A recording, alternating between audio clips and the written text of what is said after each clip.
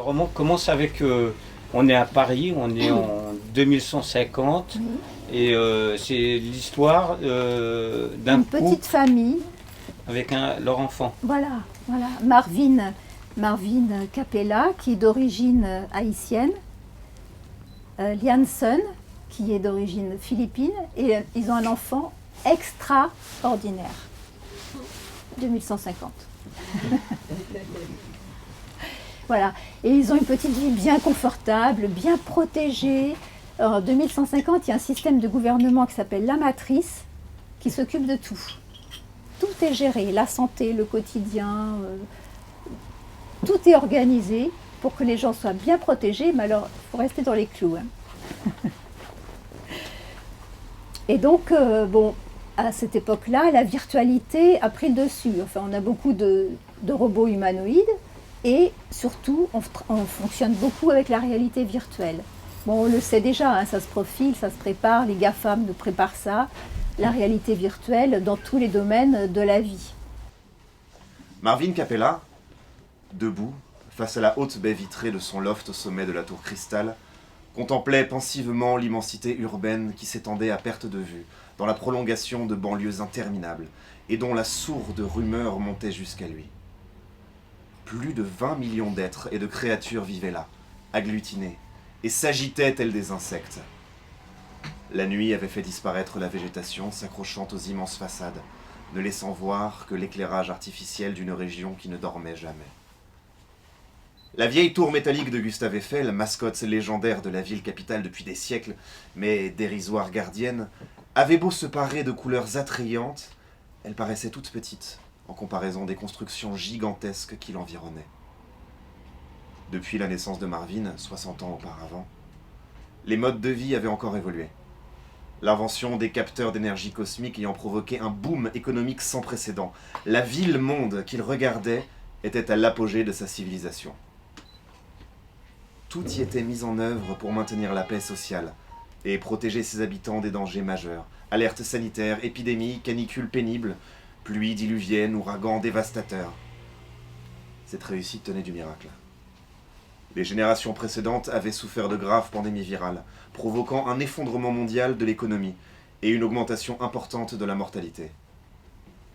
Des millions de personnes abandonnées à leur sort avaient disparu des camps de réfugiés. Les gouvernements avaient pris des mesures drastiques pour sauver leurs concitoyens. Inquiets de leur santé et de leur survie, ceux qui avaient manifesté en grand nombre pour plus d'humanité pour conserver leur liberté et leurs acquis sociaux s'étaient retrouvés confinés chez eux. Cela avait permis l'émergence de gouvernements autoritaires et protecteurs. Les virus, comme une réaction intrinsèque de l'équilibre de la planète Terre, avaient apporté la solution ultime. Suite à l'arrêt des activités polluantes, on avait constaté le retour du bleu dans l'atmosphère, une amélioration de la qualité de l'air. Chaque région du globe s'était repliée sur elle-même. On avait trouvé les vaccins, instauré de nouveaux systèmes politiques et économiques. Justifiée par l'état d'exception, la matrice avait pris le pouvoir sur le vieux continent européen. Cette petite famille de 3 personnes est très favorisée. Vit dans un espace surprotégé, en dehors de ces bulles comme ça, de certains quartiers de la mégapole, c'est moins drôle. Hein. Voilà. Il y a une partie de la population qui est hyper protégée, hyper dans le moule et hyper docile et qui accepte tout parce qu'elle est en pleine sécurité, tout est fait pour la santé, pour la longévité, etc. Et puis, en revanche, il y a une autre partie de la population qui, elle, n'est pas tout à fait aussi heureuse, on va dire.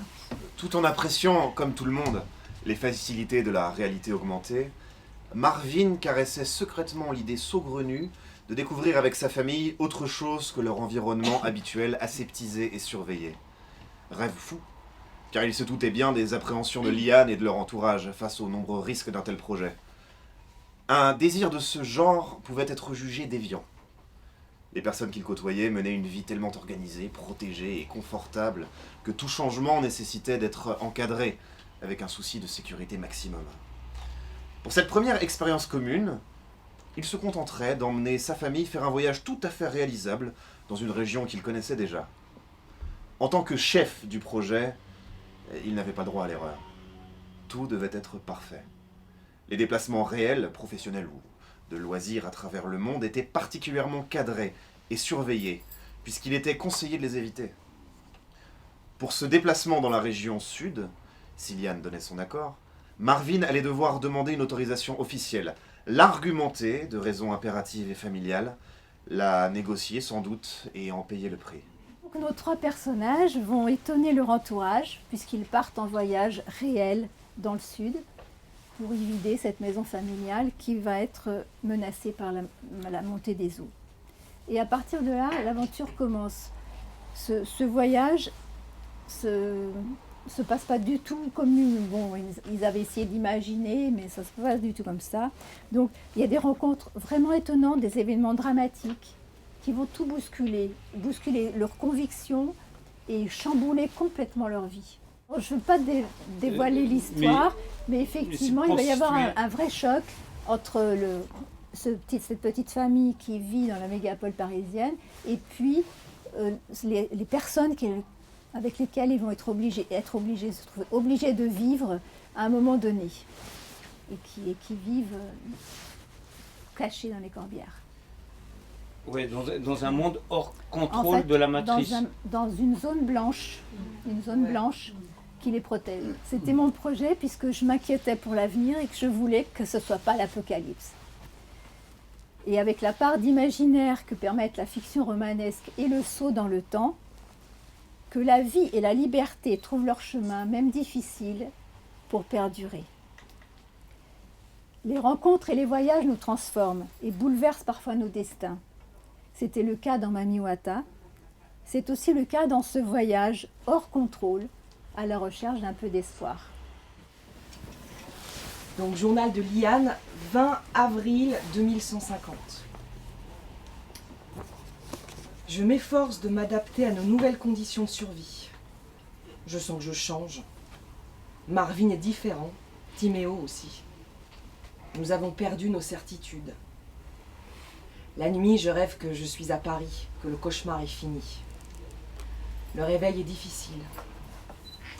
J'ai appris à laver nos vêtements dans une grande bassine avec de la cendre de bois qui fait hospice de lessive. Leur technicité connectée n'y a pas résisté. Ils sont devenus des guenilles. Les insectes prolifèrent avec la chaleur et l'humidité, et leurs piqûres sont insupportables. Nous nous frictionnons avec des feuilles de plantes répulsives. Chaque soir, en nous lavant, nous inspectons nos corps à la recherche de morsures de tiques. Les villageois ont la peau tannée, mais ils souffrent de fièvre. Depuis l'inondation, nous faisons bouillir une eau boueuse. J'apprends aussi à cuisiner dans une marmite les légumes et les céréales que cultivent les villageois. Nous mangeons même de la viande, ce qui était hors de question quand nous étions chez nous. Notre métabolisme s'en trouve complètement perturbé. J'ai découvert la conservation des aliments dans le sel, comme à l'époque néolithique.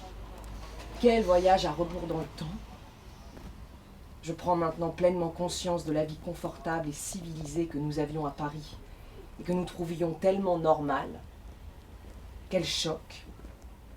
Comme je la regrette, notre vie. Je fais des efforts énormes, mais je ne suis pas assez forte pour vivre ainsi, coupée du monde dans des conditions aussi difficiles. J'ignore tout de ce qui se passe chez nous et suis sans nouvelles de nos amis. Notre loft soi-disant connecté a peut-être été occupé ou cambriolé. Impossible de le savoir ici, dans cette zone blanche. Les semaines passent et quand nous réussirons enfin à repartir, d'autres ennuis nous attendent de l'administration, car nous serons considérés comme des objecteurs, des rebelles, du fait de notre disparition. Il y a des vraies rencontres entre les personnages, entre les personnages qui sont dans le système et les personnages qui ont fui le système. Il y a des vraies rencontres, il y a des vrais échanges émotionnels et qui les font tous évoluer en fait. Il y a des personnes de tous horizons. Donc en fait, ça fait une espèce de melting pot de croyances et de pratiques.